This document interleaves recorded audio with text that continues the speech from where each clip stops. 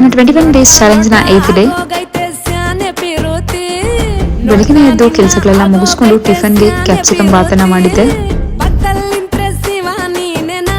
Healthy drink ಅಂತ ಪಾಲಕ್ ಸೊಪ್ಪು, ಬಾಳೆಹಣ್ಣು, ಆಪಲ್ನ ಹಾಕೊಂಡು ಒಂದು ಜ್ಯೂಸನ್ನ ಮಾಡಿಕೊಂಡೆ.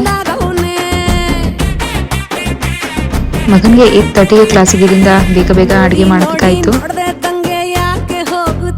ಫ್ರೈಡೇ ಆಗಿರೋದ್ರಿಂದ ಬೆಳಗ್ಗೆ ಕೆಲಸ ಜಾಸ್ತಿ ಇತ್ತು, ಎಕ್ಸಸೈಸ್ ಮಾಡೋಕ್ಕಾಗಿಲ್ಲ. ಸಂಜೆ ಎಕ್ಸಸೈಸು, ಬುಕ್ ರೀಡಿಂಗ್ ಎಲ್ಲ ಮಾಡಿಕೊಂಡು ಅಡುಗೆ ಮಾಡೋಣ ಅಂತ ಬಂದೆ. ಅವಲಕ್ಕಿ ಪಾಯಸನ ಮಾಡಿಕೊಂಡೆ. ಕಾಗಿರುವಂತಹ ತುಪ್ಪಕ್ಕೆ ದ್ರಾಕ್ಷಿ, ಗೋಡಂಬಿ, ತೊಳೆದಿರುವಂತಹ ಅವಲಕ್ಕಿನ ಹಾಕೊಂಡು ಹುಡ್ಕೊಂಡು ಕಾದಿರುವಂತಹ ಹಾಲಿಗೆ ಅದನ್ನ ಹಾಕಿ ಅವಲಕ್ಕಿ ಬೆಂದಿದೆ ಅಂದಾಗ ಕಂಡೆನ್ಸ್ ಮಿಲ್ಕನ್ನ ಹಾಕೊಳ್ಳಿ. ಕಂಡೆನ್ಸ್ ಮಿಲ್ಕ್ ಇಲ್ಲ ಅಂದ್ರೆ ಸಕ್ಕರೆನ ಹಾಕೊಳ್ಳಿ. ಸ್ವಲ್ಪ ತುಪ್ಪನ ಹಾಕೊಂಡ್ರೆ ರೆಡಿ ಆಗುತ್ತೆ ಪಾಯಸ.